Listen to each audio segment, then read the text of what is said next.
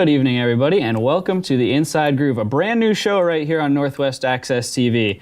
I'm your host, Nick Mumley. I've got my buddy Dustin Tanner right here with me, and we've got a lot of stuff coming up tonight. The most important story, breaking news though today, Brian France, the CEO and chairman of NASCAR, arrested for a DUI late last night, and that's going to be a lot. There's a lot that's going to come from that. We'll get on to that pretty quickly here, but also coming up later on the show, Chase Elliott gets his first career win yesterday at Watkins Glen and his 99th career start. We'll talk about that. Bill Elliott, Chase Elliott's dad, is going to be getting back in the car coming up at Mid-Ohio for the Xfinity Series, and Levine Family Racing is looking to get back with Casey Kane and possibly even switch to Toyota. That's all coming up here later on the show, but let's get right into it. Brian France last night arrested for a DUI and possession of oxycodone. Dustin, what do you think about that? Wow, just talk about the worst possible timing for anything ever. You have, Right. I'd say, one of the biggest wins of the year, right? That, Chase Elliott, everyone's been waiting. Race 99, he was touted as Jeff Gordon, the replacement, the son of Awesome Bill from Dawsonville. Like, this guy was waiting for that win. That win happens. NASCAR Twitter just explodes in happiness. Everybody's happy for him.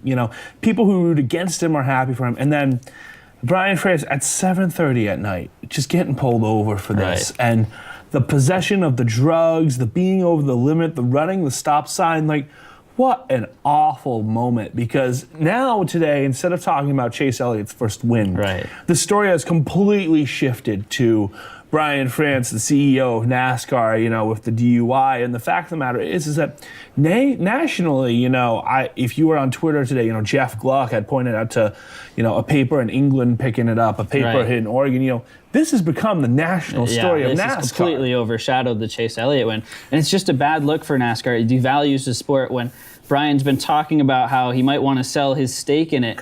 And it's just is a terrible look on a sport that's been looking for some positive stuff. As soon as, like you said, as soon as something positive happens, this happens, and it's completely overshadowing Chase Elliott's win, which is something NASCAR's been waiting to happen for a really long time. And I think seeing the crowd reaction yesterday and the reaction from all around the sport, it's such a huge thing, but all of a sudden it's taken a big time back seat. Well, it's so, Brian France is rich. Brian France could pay somebody $40,000 a year to drive to do the round.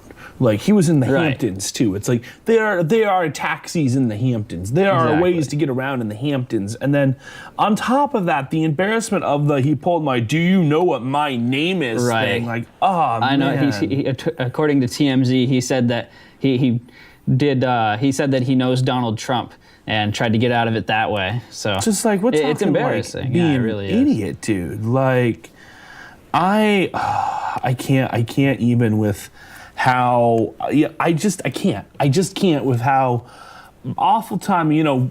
Watkins Glen has been such a great race that they've moved it to NBC. Ratings are up for the first. Right. You got a 2.6 last night, and this is what you got. And you look at what this guy did, and I feel bad for Chase Elliott. Like, Chase Elliott gets his first career win, and nobody's going to remember that from this weekend. Like, Right. maybe in a year or two it'll blow over, but for now it's going to be the Brian France news cycle. And when they go to Michigan after the off week, it's going to be about Chase Elliott. Chase Elliott's going to probably get asked, so, Brian France's DUI, what do you think of it? And it's like, it sucks. It sucks for the entire sport. It sucks for fans like you and me. It's not Right. It's not great. So, in the meantime, Brian France has taken an indefinite leave of absence from his position, and the former executive vice president and vice chairman of NASCAR, Jim France, who is the son of original founder Bill France, has taken over in the meantime, which is probably a good thing. Brian France, not a very well-liked guy. No, not at all. In his entire 15-year tenure. So, at the end of the day, if this is how it ends for Brian France, this might be the best. This might be for the best if he just stays away from NASCAR from now on, because this is just, he's done a lot to devalue the sport in the last 10 or so years, but this takes the cake. This is just really embarrassing for everybody at NASCAR, and it's just really frustrating as a NASCAR fan to see this happen. Well, it's just really, it's interesting what the ripple effect of this is, right? NASCAR has been talking about a sale, and on top of talking about a sale, you know, we're at a transition time in the sport where, you know, you have older stars are leaving, younger stars are coming in, and the sport isn't really competitive right now either. Right. And this is just such a black eye. Like, it's such a black eye, you know, and there was a lot of good news coming out of this weekend. I'll be interested to see what the fallout is a month from now. Yeah. What happens a month from now? Because, you know, all the changes that they've been posterizing for a sale, right? Stage racing makes it nicer on TV, which makes it easier to sell the TV product. The playoffs add some level of drama and suspense. You know, suspense makes it better for the TV product. You know, they've definitely been getting ready to sell, but now I just don't know where they go from here, because this is not like, you know, a Spencer Gallagher or a Jeremy Mayfield. Right. This is at the top. This is at the very top of your sport. Yeah. Like, even if it was a team owner, it probably would get some, you know, it wouldn't be this big, but this is huge. It's going to be interesting to see how this ripple effect takes shape. Yeah, for sure. So, while this is the big news story of the weekend, there was racing on both Saturday and Sunday. And you know, we got something on Saturday that we have wanted to see for a long, long time, Dustin. The Xfinity Series raced in the rain at Watkins Glen. What did you think about that? I loved it. I was a little angry on Friday afternoon. A bunch of Xfinity drivers decided to not go out in practice because they're like, oh, it's just going to be sunny on Saturday. Why do we need to practice? And then I think 4 cars took the track total. 5 cars in first practice, 4 cars in second practice. So a total of 9 cars took the track on Friday. So on Saturday when the rain started falling, I was impressed. It was fun to watch. It was all those teams that thought, well, we don't need to practice in the rain. Got a real good taste of what New York weather is like this time of year, in the sense of you never know. I said 20% chance of rain, and they got a little more than a 20% chance of rain. It was fun to see. I like it. Yeah. I like racing in the road courses. Also, it adds another level of, it is purely about the driver's skill at this point. It is no longer a mechanical thing. It is, you have to be the best at finding the grip on those tires. And if you've seen those tires, they're grip, but they're not really great. I wouldn't put those tires in my car personally. But it was a lot of fun to see. Obviously, kind of a letdown that, you know, Joey Logano wins and, you know, Cup driver wins, but it was fun to watch for the most part. Yeah, and one thing that I was noticing throughout the race, mainly on Twitter, was that these rain tires ate up pretty much the entire budget for the smaller teams. So there was a couple of teams, I know for sure, Carl Long's team, for example, they had to go park the car for the duration of the rain because they could afford one set of rain tires, and once those wore out, they had the choice of slicks or going to the garage. So, I mean, they had to park it for a little bit, which is an interesting story, and that's something that NASCAR is going to have to work on if they plan on doing more rain racing in the future. Well, it's interesting. Tommy Joe Martin, you know, he's very active with fans on Twitter. So, you know, he responds to me sometimes in the sense of, you know, he was talking about how, you know, you can't spend thousands of dollars on these rain tires and then not have to use them if it doesn't rain. And tires it's like, what, $500 a tire right now? So a set of tires is $2,000. So you need 4 or 5 sets. You're almost talking like $10,000 for tires for a weekend. Like, this is one of those costs that NASCAR needs to get down by either telling Goodyear, hey, let us just buy the tires from you as bulk as an organization, and then you know, sell them for $500 a set or something, or let us let other people compete, have people compete for lower tire prices. I think that'd be great. I don't like how Goodyear is the exclusive sponsor in that sense, because I think it robs us of some competition. But tire costs at that low level, like truck teams and Xfinity teams are just hemorrhaging money at this point, unless if they can get somebody who really believes in them. And when those lower tier series can't pay for cars, you know, can't pay for things, it makes it so you don't feel, you know, we don't have the best 40 drivers in the Cup Series right now, not by a long shot. There's a lot of people who don't really deserve to be there, but they're there because they can write the check. Right.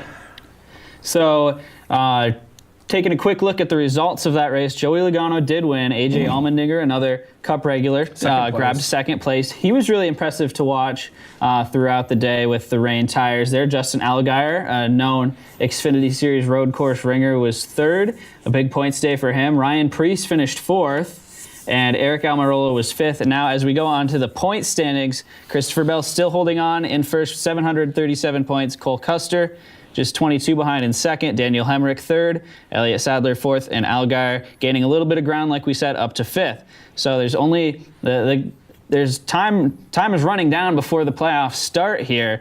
So the Xfinity Series is going to start to get tight. There's not a lot of movement around that number 12 spot right now. Ryan Sieg pretty much has that locked up. Ross Chastain. Ross Chastain, I mean. So, but yeah, so there's there's going to be a tight battle among that top five for the Xfinity Series championship, though, for sure. Well, it's interesting, Christopher Bell has just dominated this year. Christopher Bell has just come up and, he's kind of earned a Cup ride next year. When William Byron won last year quite a bit, and Cole Custer, when those guys were winning, it never really felt like this guy is dominating. Like Christopher Bell looks like he's a Cup regular in these cars at this point. Yeah. He's doing that good. And I really wish we could have actually seen Ryan Preece run every single race, because Preece has been really good. Preece has been impressive. 9 top 10s in 10 races. He's got to get that full-time ride next year. You got to do something about it. But, Christopher Bell is in this situation where he might be stuck in Xfinity for another year. Yeah. And, he's doing really well. Allgaier has always been there. He's kind of, a lifer. Tyler Reddick has been surprising. Cole Custer is always, consistent. But you look at lower in the series, you got Ryan Truex in a full-time ride this year, has done more of that ride than the last driver did Refit. Yeah. Has got that ride into the playoffs, doing well. And then you got Austin Cindric, who was really surprising. Yeah, the guy has bounced between two teams this year. The guy is not running a normal team, And then you got Tiff, you got Reed, you got Chastain, Chastain's on an underfunded team, and I'm really hoping they make the playoffs. Yeah, they had that big finish at Iowa a couple weekends ago. He's doing well, but overall in the Xfinity Series, you know who your top 12 are, but I think it's going to come down to that 4 group right there of Bell, Allgaier, Reddick, and Custer. I think it's going to be down to them. And I like what I like about the Xfinity playoffs is that they go to Mid-Ohio, and then I think they have one more. I think it's Road America is the cutoff race, I believe. So it's really cool that their last 2 races are wild card races. You never 3 races in a row at road courses. And a lot of skill races too. You got to have a lot of skill to be racing there. You can't rely on your equipment at road course races for sure. I remember, Jeremy Clements won. I think it was Road America last year. He snuck in. This guy. On field strategy, hold off the victory. Yeah, and I think if I remember correctly, that car was like a 2008 model. It's like a 2008 chassis with like a 2012 engine, and go out there and win a race. Go out there, win a race, and make the playoffs. Look at the publicity that guy got. Right. And I think Ross Chastain has a chance to maybe get a top 8 in the points this year with the way he's been running with his low. Yeah. I think he's got a chance. He's better than most of the drivers in here. Yeah. So moving on to the Cup Series, NASCAR fans, for the most part, finally got the race that they wanted. Chase Elliott and Kyle Busch paddled all day long, and then Kyle Busch had the problem on pit road, and Chase Elliott pretty much walked to a victory. Martin Truex gave him a little bit of a run at the end. But first career win for Elliott. This is, like we said earlier, it is a huge victory for the sport of NASCAR. Elliott has pretty much taken over as the most popular driver after Dale Jr. Retired last year, and the crowd reaction to him winning, and the crowd reaction a couple weekends ago when I was at New Hampshire. We were both at New Hampshire. And he took he won both those stages there, and the crowd reaction is just incredible. It's such a popular victory, and the way he did it was really exciting too. He really muscled his way to that win. So Elliott getting his first win. Martin Truex, like we said, was second. Kyle Busch finished third. An incredible drive for him. That was really impressive to see Kyle Busch. He started that last stage 29th, I believe. And he got his way up to third. All the way back to third. I wondered if that race was longer, if Kyle Busch would have been able to chase Elliott down. I think you give him 10, 15 more laps. This is my qualm about Watkins Glen. Give me give me 10 more laps. Give me 10, 15 more laps at that track, because that track would benefit. A really quick race yesterday. 2 hours and 13 minutes, and that track would benefit from one more pit stop having to be thrown in at like lap 107 or have to do the field strategy. But it was a great track. Daniel Suarez, talk about impressive. Yeah, he's been lately. right up there with Chase Elliott as drivers that improved. He finished second at Pocono. And he could have won at Pocono. He should have won at Pocono. It's his teammate, Eric Jones, went and moved him out of the way.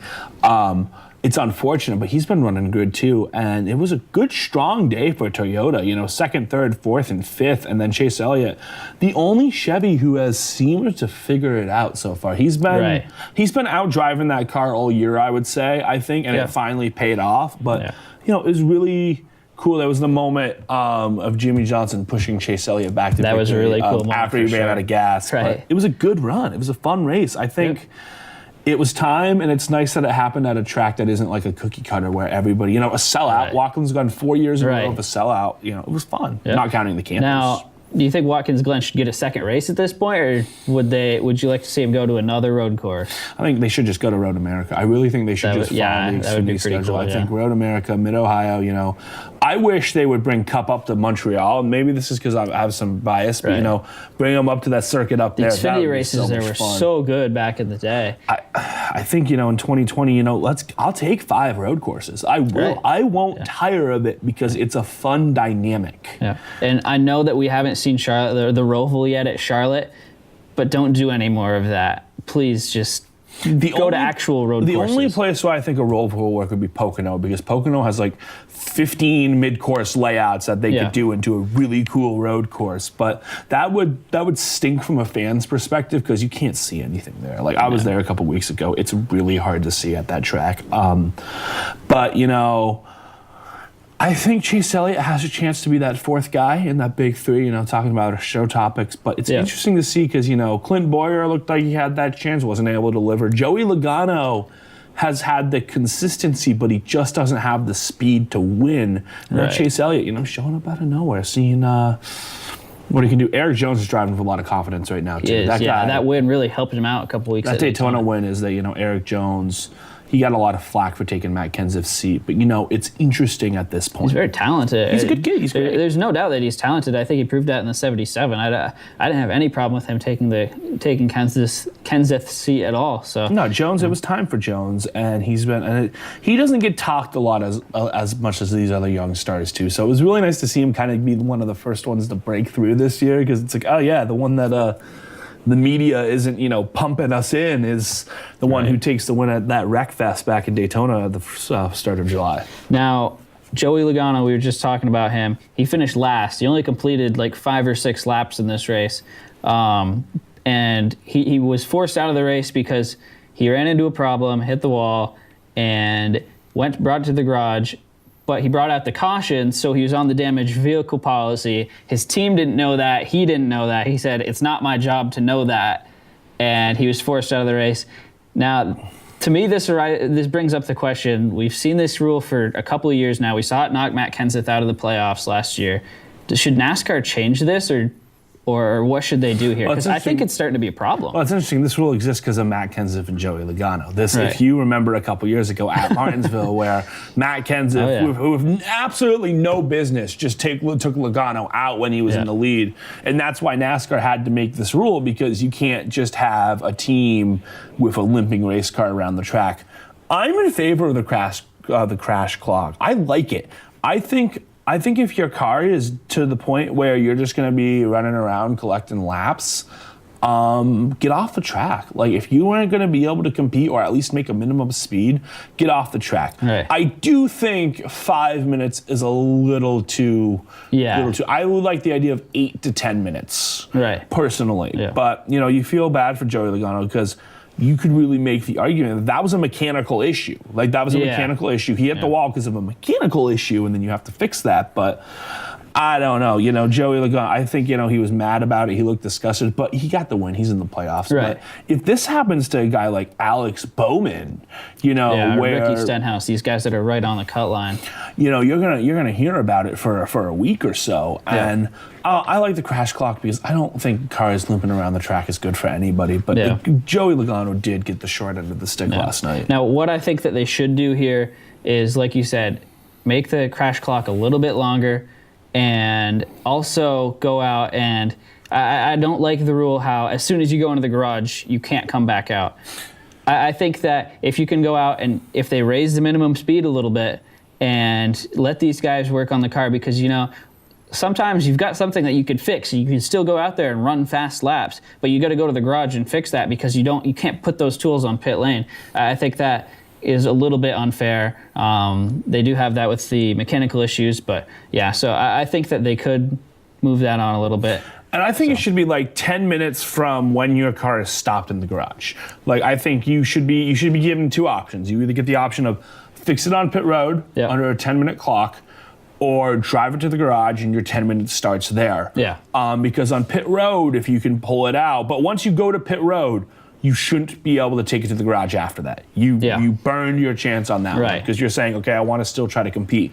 But if you take it to the garage, you get 10 minutes to fix it, and then you got to make minimum speed for, I'd say, 5 laps in a row, and then that clock will reset on you.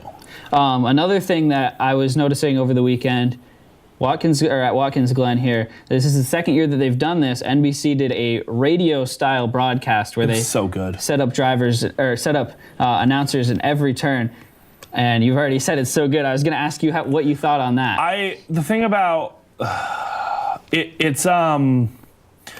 what's rough about the radio broadcast is it doesn't work at like a 1.5 mile track. But at a track like Pocono, at those big tracks, at the super speedways, I personally like it because it lets you know what's going on at every corner, and it helps to provide some more than 3 voices, right? It helps to have some different voices throughout wherever you're traveling. And I like it. I really do like it. It sounds fun. They're having fun. It helps cross-promote MRN. It helps cross-promote NBC. Yeah, I think Mike Bagley did a fantastic job in the S's. And it's really nice because you can get an idea of how the action, and you can hear the cars going by. Like you have that, you can't hear that on TV. It's mute. It feels like it's muffled, but you know, I like the idea of 4-corner coverage because it helps enhance the product, and that's part of why road courses are better. Like you have that, you know, going to the track and hearing the MRN broadcast while you're at the track is so much better than watching it on TV. Definitely, Like at Pocono, you know, they are more enthusiastic, and it just carries better on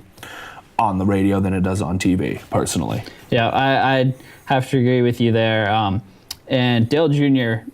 is still learning, I think. But I have to say, at the beginning of the weekend, the first time they went through the inner loop with the Xfinity Series, and Dale Jr. was on the call, my ears were bleeding. It was pretty rough.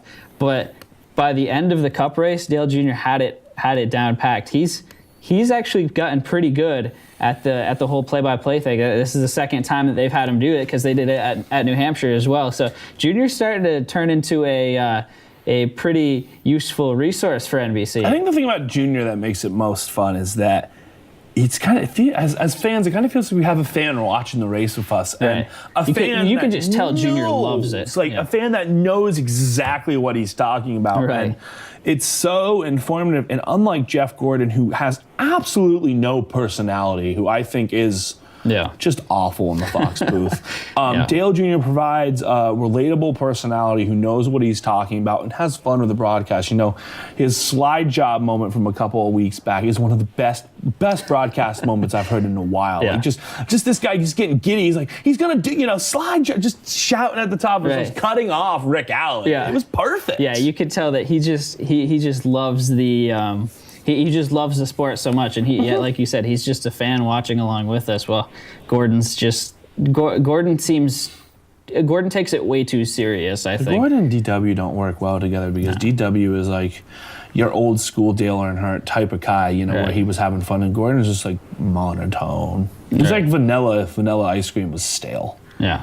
So as we look at the point standings now, Kyle Busch still way out in front. With Harvick and Truex behind him.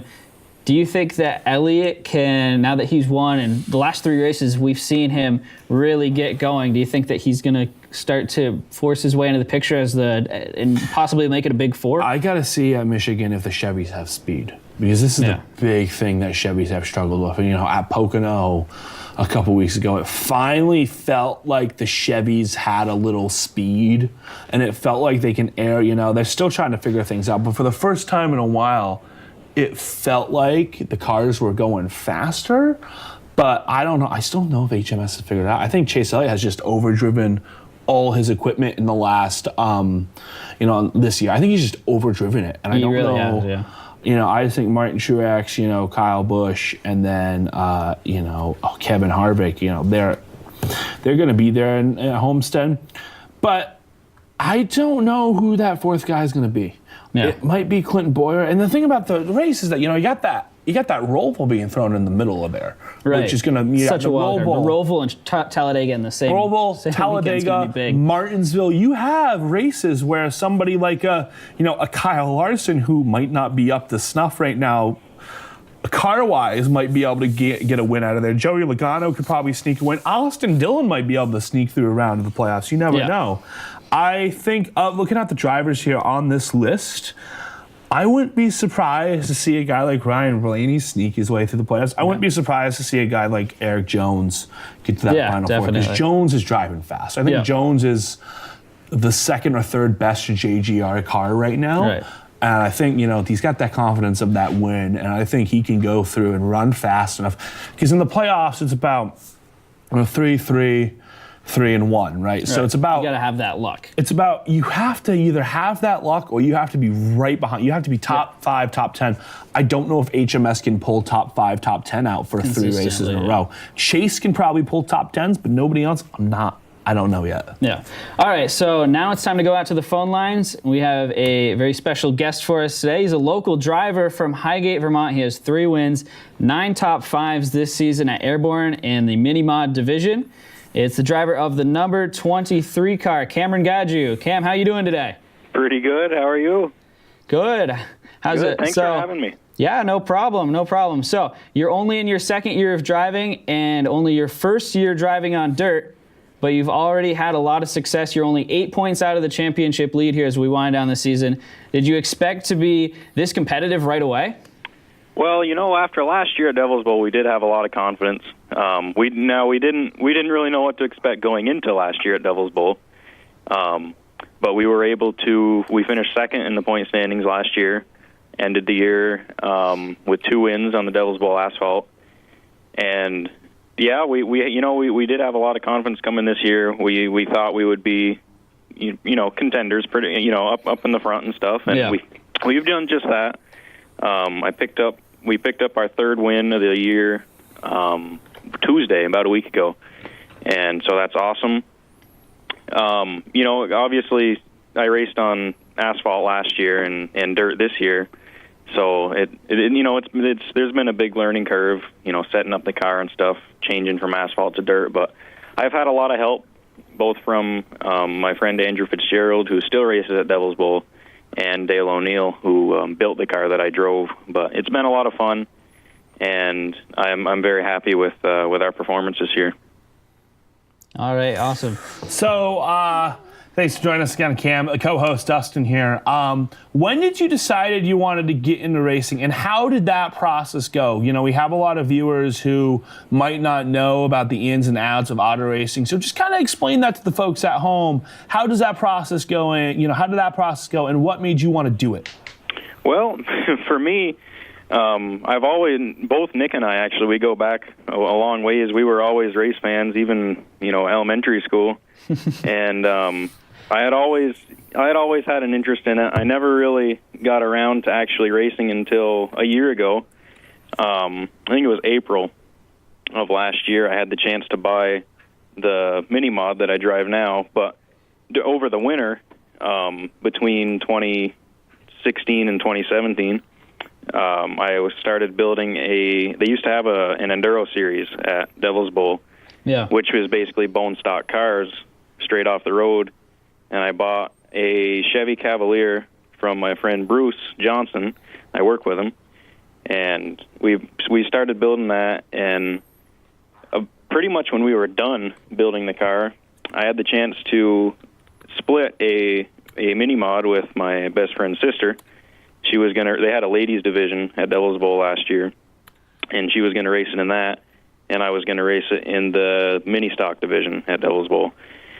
And so that was kind of a spur of the moment thing. I was over at their house one night, and they saw it was for sale, and they called the guy and told him we'd pick it up the next day. So that was kind of it happened really quick, and we picked it up the next day, and we didn't change it at all. The car had a lot of success with the driver before me, and I think that was the right move, because we've certainly done well with that. But long story short, it was kind of a spur of the moment thing with the car I drive now. I had always planned the winter before to race in the Enduro Series last year, but I didn't expect to race in the mini stocks. Yeah, for sure. Yep. So you've got 6 career wins so far. What would be your favorite win of your career so far? There's a couple that come to mind. My number one favorite would probably be my first win last year. Came a day after I turned 18. At the time, I really wasn't a contender at Devil's Bowl. We didn't really have our breakout until mid to the late stages of the season. But this is when really we started running up front consistently. I started, I don't know, 4th or whatever, and there were some cars in front of me that hadn't really been running in the front, but they were doing all right. During that night, they were faster. They were pretty fast, and I was trying to do my best to keep up with them. And I think a caution came out, and I restarted maybe second or third, and I got a pretty good restart. And I ended up battling the last 3 or 4 laps with my buddy Andrew Fitzgerald, who I mentioned earlier, who helps me with my setup and stuff. And we were side by side. I remember I was side by side with him coming to the white flag, and going into turn 1, something broke on his car. I think it was a strut or something, and he almost spun out, but he didn't, and he was able to save it, and I think he finished 3rd. But I ended up taking the checkers that night, and that was pretty special. I certainly didn't expect to win that race, but that was awesome. My friend Dylan ended up winning in his division that night too, and that made it that much more special. So you mentioned your friend who helps with the setup. What is the process of getting the car ready for the track each week? It's pretty simple, really. We get the car home Saturday night, unload it Sunday morning, and really I just check it over, make sure nothing's broken, do a nut and bolt check, make sure everything's tight, and go from there, wash it down, and really that's it. I don't really do much. This week, I think I might change the oil on it because it's been a while since I've done that. But, yeah, it's pretty simple. Just a nut and bolt check, make sure nothing's broken, and then load it back on the trailer the next week and race it again. All right, so the season, there's no secret, the season's coming to a close here as the summer comes to a close. Yes, it's creeping up, isn't it? Yeah, it is. The championship battle, tightening it up. But going into looking forward to next year, what do you see yourself doing? Would you like to stay at Airborne, or maybe go back to asphalt, or maybe move up a division? And will the championship standings results affect that decision at all? I really don't know what I'm going to do next year, and I've been thinking about that, all year this year. I've thought about staying in the car I am now, staying at Airborne. I thought about getting a super stock, which is a V8, and I thought about getting one of those and going back to Devil's Bowl. I've thought about even racing a Thunder Road, which I probably won't, but I don't know. It's between right now. It's between staying in the car I am at Airborne or getting a V8 and going back to Devil's Bowl, because I had a blast at Devil's Bowl last year. Yeah. And in all honesty, I probably had more fun last year than I am this year. I got a lot of friends down there. And I don't know. That's something that's not set in stone yet. I don't think the outcome of the championship will will affect it. But right now it's between going back to Devil's Bowl with a V8 or staying where I am now. All right, and when can the fans catch your next race? That will be this Saturday, August 11th, Airborne Park Speedway in South Plattsburgh. So hope to see some fans there. That'll be awesome. We get pretty good turnouts there week in and week out as in terms of attendance, fan attendance. The stands are pretty full, and every week, which is great to see. All right, Cam. Thanks for coming on the show tonight. Thank you very much. Thanks for having me. Happy to be here. All right. See you later, Cam. See ya. All right. So going on to some topics that were kind of in the news this week. The big one, I think, before the whole Bill France thing or Brian France thing came out, was that Bill Elliott, at 62 years old, is returning to the NASCAR Xfinity Series to drive the number 23 car for JMS Racing. I couldn't believe. So he's got to go to the rookie meeting too. Which is so Bill Elliott. Let's back up here. Bill Elliott is the father of Chase Elliott, and it's the reason why a lot of people like Chase. But I don't know. He's just been running, like late models and stuff. Just by the time, because a racer's always going to race, and then out of nowhere, GMS is like, oh yeah, Bill Elliott in the 23 next weekend at Road America or Mid Ohio, and I'm just like, huh? And at first I was like, there's probably like an ARCA driver or something named Bill Elliott or something, because Bill and Elliott, popular names. But no, it was Bill Elliott, and it's interesting because when I grew up racing, racing fan, first two cars I was watching were Kyle Petty's 45 and Bill Elliott's 9, because I'm 24, right? And I'm just like, it's gonna be fun to watch. I don't know how he's going to do. I don't remember how good Bill Elliott was on the road courses to begin with. I mean, he was decent. He did have his only Xfinity win came at Watkins Glen back in the early 90s. Before I think either of us would have fought. He was racing for Junior Johnson when that happened, if that's saying anything. But I mean, I love this move, don't get me wrong. But my main concern here is the last time Bill Elliott ran in a competitive NASCAR sanctioned race, I believe was 2009. And I mean, a long time since 2009. It's been almost 10 years since Bill Elliott's run in a NASCAR race. And, he wasn't very competitive then. And I just don't want him to go out there and just get blown away. I think he's going to finish 19th this weekend. I think that's where he'll finish. I think he might get into the top 10 for a bit. GMS Racing, it's interesting what they've been doing here. So GMS Racing has this guy named Spencer Gallagher. Gallagher failed a drug test after his first win, so they've been kind of fielding this all-star car thing, and even with the all-star car, they still haven't gotten a couple wins. They've gotten a couple top 10s. They had Allmendinger second last weekend, but that's, I think, more Allmendinger and not the car. So I think the car is just barely a top 20 car anyway. I think Elliott, it'll be a nice story, and I think I'm sure he brings some type of sponsorship with him, or I'm sure he does. There's got to be some reason to hire the guy, maybe teach Spencer something, but I think it'll be fun.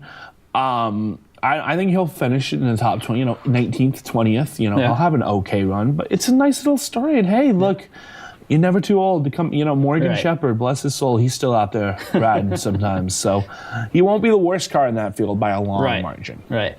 And this brought up kind of an interesting debate topic throughout the week. What's another driver who is kind of in Bill Elliott's camp that you'd like to come back or like to see come back and run in a big NASCAR race? Well, I want to eliminate some of the ones like Dale Jr. is running a race this year, so he does not count. He's running at Richmond, Xfinity. I would love to see Tony Stewart do a couple of Xfinity one-offs. I think that would be a lot of fun. Personally, growing up a Tony Stewart fan, Tony Stewart's mine. I'd love to see him come back and run the Daytona 500 in one of his own cars. Just because he kind of got cheated out of that last run in his final season because he had the broken back. So Tony Stewart would be my choice for sure. I mean, there's always guys who you want to see come back. Even though she's retired. I would love to see Danica run a couple more Xfinity races. Yeah. It's interesting because when somebody retires, they retire for a reason. I think, Matt Kenseth, he's back racing now, but I wouldn't mind seeing Matt Kenseth run a couple of races. I would love to see all these Cup drivers. The weekend that I want to watch Cup drivers is the weekend where no Cup drivers are going because it's an off weekend. It's like, I would want to see Kyle Busch at, Mid-Ohio. I would want to see if he could dominate just as well there as he could anywhere else. But, as far as older dudes running, Kyle Petty doing a one-off would be interesting. Yeah. Maybe Dale Jarrett. Dale Jarrett finally driving the truck. Remember DW, like 4 or 5 years ago, ran the Tide truck at Martinsville. Yeah. It's interesting because a lot of drivers have retired. Jeff Gordon, I would love to see, and I think that's actually a possibility. Jeff Gordon has always talked about wanting to do a couple truck races. So, nobody really that I'd want to see, but a couple of names I'd be like, all right, that's cool. Yeah. And obviously, I think another big one would be Carl Edwards for sure. I think that would be one of the most popular ones for. I don't put him in retire. I don't put him in the sense of retirement. I put him as he kind of just left. Yeah. I think when I think of retired driver, I think of somebody who was washed up or was not fast enough to keep his ride. Yeah. And that's Carl Edwards. I think if Carl Edwards called a couple teams today and said, "Hey, I want a full-time Monster Energy ride," enough strings would be pulled where it could happen. Yeah. But if you remember last year when Eric Almirola got hurt, reportedly the first two people that Richard Petty called with saying, "Hey, we have an open seat, want to come drive a couple of races for me," was Tony Stewart and then Carl Edwards before he went to Bubba Wallace. So. Well, he only went to Bubba Wallace because Roush's program was shutting down, and it was just kind of like a NASCAR basically told Bubba Wallace. NASCAR told Richard Petty, "Hey, please put this guy in a car because we can't afford to lose this star," and it went really well. Bubba almost had a top 10. Yeah, and he turned out to really be good once he took over full time. For a rookie and subpar equipment, 25th in the points standings, but every track, he only has 2 DNFs, both at Pocono. One because he missed a shift, one because he hit the wall at 200 miles per hour. But, for a rookie to bring the car home every race in good shape for a small budget team like that, they're not going to win a lot of races. But he's doing a wonderful job in that 43 car. And so another big piece of news that came out was Levine Family Racing has said that they're not only trying to extend Kasey Kahne's contract for next year, but they are trying to move manufacturers. He said he's 90% sure they're going to move, and it'll probably be Toyota. Yeah, this has been coming for LFR for a while. The Chevy alliances have been pretty god-awful. Richard Childress Racing is behind the curve. You look at RPM, look at Germain Racing, you look at Crozier Click List, JGR basically is what they are, or JTG is what they are. Yeah. Those teams are all behind. And for LFR, they have a 95 guy. They got Kasey Kahne because Rick Hendrick needed to move Kahne, but couldn't really get, if you're going to pay the guy $20 million to drive a car, have him drive, it's a lot easier to just put him in a car. So LFI gets this good driver, and they've been impressing me in the sense of, I think they're close to figuring it out, being one of those better mid-pack teams. I think a move to Toyota is great because in the Toyota camp right now, it's just 5 cars. In Chevy's camp, 5 cars, 9 cars, like you're looking at 11, 12 people you're competing for manufacturer support from. I think Levine Family Racing can go to Toyota and be like, look, we got the 95 car. All right, we're going to bring Kasey Kahne, a guy and in good equipment, I think can win. I think he's still got a couple wins out of him still. And I think it opens up a hole for Christopher Bell. I think Toyota Racing Development needs to get Christopher Bell into a second car, whether it be the 77 in Furniture Row Racing or whether it be a second car via the LFR partnership. But I think it's a great chance that, Levine Family Racing has had all their cars sponsored this year.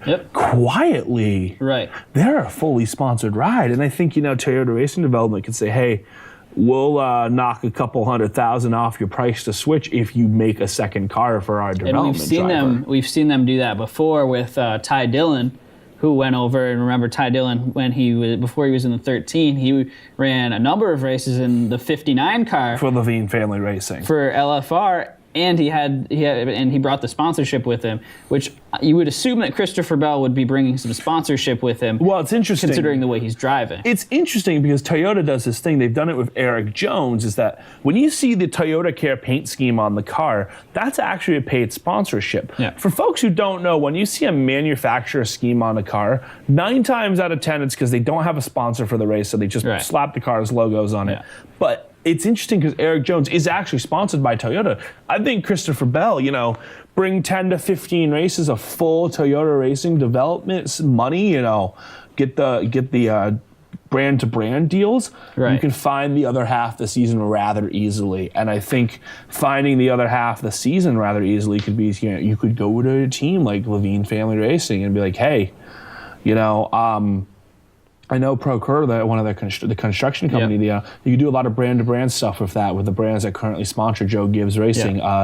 Black & Decker, Stanley, they're all getting more involved on the 18, the 19, the 20, 18 in the Xfinity. So it's going to be really interesting to me to see how this goes. I think Truex and Furniture Row, I think they're going to re-up. I don't think there's any drama to be had there, but it'll be interesting. You never know. Yeah, and another thing, Kyle Busch has a lot of sponsors. This has kind of gone quietly this year, but I've noticed that Mobil 1 has pretty much completely left Stewart Haas Racing, except for a couple of exceptions with Kevin Harvick and Eric Almirola. They're putting a lot of their money into Kyle Busch's trucks at this point. You got to wonder maybe if Joe Gibbs is going to be looking for a new sponsor next year. We know Mobil 1's been really good to some teams in the past with Tony Stewart and Roger Penske back in the day. But so I think, could be a Stewart potential Haas sponsor. Has had a lot of cash. I think, maybe you could put that logo on a car for 5 to 6 races, get them some face time, Right. Kyle Busch, Joe Gibbs Racing has a lot of sponsors, and I think the Stanley Black & Decker are increasing sponsorship in the sport too. Yeah. I think that really helps out that team long term and helps Christopher Bell because they're not going to let him get away. Yeah. They will pay for a car if it means keeping him, or they will give him the biggest Xfinity driver contract in the history of Xfinity drivers. But either way, he is staying in the Toyota camp next year. I don't think he needs full sponsorship either because, for Christopher Bell, we've seen with guys like William Byron this year and Alex Bowman, they're coming up to their first full year in Cup for Bowman. It's his first year with backed sponsorship and with a team that isn't a back market team. And they've kind of ran towards the mid-pack / back of the field. I think the same goes for Daniel Suarez in his first couple of years. These rookies, I think that it would probably be better to go all right, we're going to put Christopher Bell in the 59 car for, 12 races next year, and then have him run full-time in Xfinity. He said he wants to run Cup next year. That helps him out, runs him in Cup, but doesn't put him to the point where his talent's being wasted or he's going up too fast. He can still hone his skills down in the Xfinity Series. So I think that's going to be an interesting thing to watch as it goes on. So. I think the big thing is, a guy like Daniel Suarez was thrown in the car unexpectedly, too. Right. He had no lead time. It was December. Oh, by the way, in January, guess what you're doing, bud? And I think it's a good chance to work him up the Cup, but I definitely think he's going to either be in the 59 or 77. Yeah. So let's get away from the national spotlight and bring it back down to Vermont and New York here. Thunder Road ran on Thursday night. The late models ran Thursday night, and Trampus Demers picked up his second win of the year, and a big one at that. He retook the points lead, now in front of Scott Dragon by 13 points with just 3 races to go. Jason Corliss and Cody Blake are kind of falling out of that picture. Corliss is still in striking distance, so he can. It looks though that it's going to be a 2-horse race for the championship as they near the Milk Bowl here. And you look at these two guys at the top, Dragon and Demers, they have basically identical statistics. Right. The only difference is 1 top 5, and that's your 14-point difference right there. Yeah. Thunder Road, the nation's site of excitement, a wonderful place to go. They have good racing every year. The Milk Bowl is something that the whole state looks forward to, and I think it'll be a really good a couple more weekends left. I think it's going to be a really good battle to the finish. Yeah, and looking at the results from Thunder Road last Thursday night, Demers obviously won it. Jason Corliss was second. Boomer Morris picked up a third-place finish. He's run well this year. Scott Dragon was fourth. Of course, he won the Governor's Cup earlier on in the year. The Flying Tigers, Cooper Bouchard picked up a win there. And then for the Street Stocks, Logan Powers, 31 car's been a mainstay at Thunder Road for years now. He got a win there. And Josh Vilbrin won for the Road Warriors there. So another exciting weekend at Thunder Road, before the weekend, I guess. They run on Thursday nights there. So Joel Hodgson leading the point standings for the Flying Tigers. And so Thunder Road's getting very interesting here as we get right down to it. Now, moving on to Airborne really quickly out in Plattsburgh. Nick Haywood leading the points out there for the Sportsman Modifieds, and a shout out to local driver Dylan Robtoy. He sits 11th in the points right now, 148 back. His first year driving a Sportsman Modifieds there. He is from Swanton, but Nick Haywood looks like he's got that battle wrapped up by 50 points over Bucko Branham. A couple of guys that have been racing at Airborne for as long as I can remember. I need to get over to Airborne. I haven't been over to Airborne in a while. I got to get down to Devil's Bowl. That's a good. Devil's Bowl seems like a pretty interesting track. I drive by it every time I go to New Jersey, and every time I'm like, I gotta go. I haven't been able to get down there. It's like a 3-hour haul from us, but I gotta get down there at some point. Yeah, it's definitely good racing. The Super Stock points, we got Brent Jarvis leading Jim McKiernan by 20 points there. And the mini mods, we talked to driver Cameron Gadju just a few minutes ago. He is just 8 points behind Josh Laporte for the point standings lead there. That's going to be a really, really exciting battle to watch as the summer comes to a close. Those two guys have been going at it all year long. The next driver's just 190 points back. So that's you're not coming back from that. Right. It's been a 2-horse race all year long for the mini mods. And now for the 358 mods, the fast cars down at Airborne. Steve Bernier with the points lead over Chris Rabb by 22 points there. Wow. So a lot of exciting stuff going on at Airborne. And of course, Cam Gadju won last Tuesday night. He'll be back at it again on Saturday night. So back to NASCAR. We have Michigan coming up this weekend. Michigan is coming up. Not this weekend, it's next weekend. Or next weekend. This is the final bye weekend for NASCAR before the playoffs. So, but yeah, Michigan coming up in a couple of weeks. So you wanted to lead us into another segment about Michigan? Yes. Okay. So Michigan, obviously one of those, it's a 2-mile track, but still one of those cookie cutter tracks. Hasn't always provided the best racing. But of the cookie cutters, I think it's one of my favorites. It's one of the more exciting ones. Yeah, very, very fast track. You're never on the brakes. Who do you think's got the best chance to win it? I mean, outside of the big three, Clint Boyer is your defending champion. He won your rain race, but he did outrun Harvick for that win. I think Kurt Busch could sneak up on some people. I think Kurt Busch has been really fast this year. And man, Eric Armalola, he's so close to breaking through. Yeah. He should have won New Hampshire. He really should have. But besides that, I don't really see anybody. Kyle Larson won there a couple years ago, but I still don't think they're fast enough. Alex Bowman has been showing some good speed. Paul Menard for outside chance there. Paul Menard has been fast in qualifying. All those Penske cars are fast on those tracks, but they haven't been able to really finish. I think Paul Menard has been able to do okay. He almost won back there. I think Paul Menard's got a good chance. Yeah.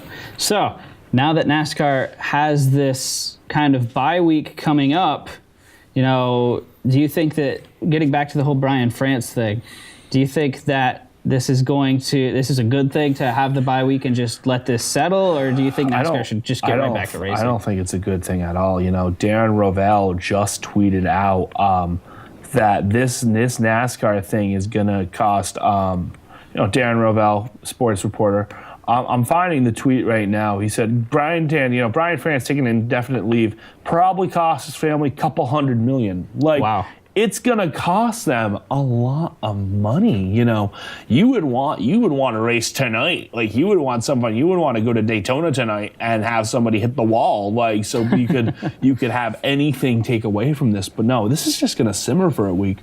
On the bright side, Xfinity racing at Mid-Ohio this weekend will be a lot of fun to watch. It'll be a good take, it'll be a good chance to see. I love the Xfinity standalones. I love the truck standalones. It gives us a chance to see cars that we're not normally talking about and at good tracks. So, I mean, I'd like to see them race again this weekend, but it's gonna be interesting because next Monday we're gonna have a lot to talk about, even though we've had the bye week, because this Brian France fallout, is gonna keep happening. Yeah, and so of course Xfinity coming up at Mid-Ohio. Bill Elliott will be in that race, but. Who do you think? Do you think Christopher Bell is going to be back in the hunt? We know that Christopher Bell is not the best road racer. This can only help him for sure with all these road courses in a row. Do you think that he can kind of get back into this, especially now that he has the points lead to defend with it? It's getting down there. I mean, I'm not sure. I look at all these Xfinity regulars, and I'm just like, none of these guys strike me as guys who are really good on the road course. Right. Allgaier's been pretty good. Allgaier's been good. Allgaier's a former Cup guy, too. Yeah. I think he'll do well. I like it because I don't think the entry list has come out yet, so we don't know if there's any surprise entries, but it's going to be a wide open race. Anybody can win this thing. Yeah. And if you throw in some rain there, well, you're going to have yourself some fun. That'd be even better. And they did announce earlier today, I believe J-Ski announced it, that Kyle Benjamin's going to be in the 18 car for Joe Gibbs Racing. He's another kind of Ryan Preece-like guy who's done really, really well with his opportunities. And for JD Motorsports, they have that. Oh, they got that. I don't remember her name, but they have this woman running who's kind of a road course ringer. Oh, really? Yeah, she's definitely a good driver. I'll try to find it here in a second. But no, there are a couple. Andy Lally coming back. Yeah. I don't know if he'll be able to pull anything off. It looks like he's in bad equipment, but for the most part, it's a really good chance for somebody who normally doesn't win to win a race like that. Yeah. And we saw it with Ryan Clements last year. I think maybe a guy like Ross Chastain could show up out of nowhere for JD Motorsports. Yeah. But yeah, I don't know who's going to win that race necessarily. Yeah, those road course races are just such toss-ups. And I'm looking at the kind of just on the bubble kind of guys, but a little bit too far out in the Xfinity standings. You got Jeremy Clements, like we said, winner last year, who just kind of snuck his way in. And then another guy, Alex Labbe, Canadian, Pinty's, they race on those courses. He's raced a lot at Thunder Road, actually. He has, I know. And he's kind of burst onto the Xfinity scene. I pull for him. He's got he raced well at Watkins Glen. Kathleen Legg is the one who's running. Is the one running this weekend, so she's pretty good. But Labbe, I've been waiting for him to sneak something. I think he's going to sneak a top 10 here soon. He's been, the Pinty's are known for the road courses that they run. The Pinty's is the Canadian NASCAR series, sponsored by Pinty's Frozen Beef, which is awful, by the way. It's god-awful food. But they love it in Canada. They love it in Canada, eh? But no, I think he's got a chance to break through, especially at a track like this. You don't know who the top 10 is going to be. It's going to be a lot of fun to watch. Yeah, it's definitely, we're going to be looking for, possibly some point smash up there. Once again, we've got it's super close. Cole Custer's right there. Custer's is still looking for that first win. Mm-hmm. Allgaier and Christopher Bell still leading it. So I think Allgaier, if I had to make a pick to win the race on Saturday, I believe it is, I'd have to go with Justin Allgaier because he has, of the Xfinity regulars, I think that he has been the best at the road course this year. Yeah. I think I don't know, part of me is telling me to pick Ross Chastain. I'm really feeling the Ross Chastain love. I would love to see Ross Chastain. I'd love to see it. I think it might be a fuel mileage win. I think we're in for one of those at Xfinity. But imagine if Bill Elliott wins. How would that go? How would that go? Oh, my goodness. I don't even know. If Bill Elliott won, we would have a complete show for Monday. Yeah, we would have a complete show. Jeez, that would be one of the biggest story. I think that would make the Could be a 2018 biggest story. Right there. that could be one of the biggest stories in NASCAR in the last 10 years since the he last hasn't time raced in 10 years. since the last time Bill Elliott raced. We'll say. All right. So, how do you want to close the show? We got what, 2 minutes left? Well, we can't. We shouldn't do. I wanted to do some fantasy predictions. So, do you want to save it for? But we race should week? save it. We should save it for race week because if we do it now, then it'll be kind of. Kyle Busch could break his leg in the off week, and then there goes one of my fantasy picks. You know? We don't want to pick too early out. So we will do a NASCAR fantasy draft next week for Michigan. Also next week we'll have we'll be talking about the Xfinity Series race at Mid-Ohio. We'll be talking about the Brian France fallout. There's a lot to go over in the next couple weeks. So that's all for us here today on the Inside Groove. I'm Nick Mumley. He's Dustin Tanner. Thanks for tuning in today for our first episode. It was a lot of fun. See you later, everybody. See you next week.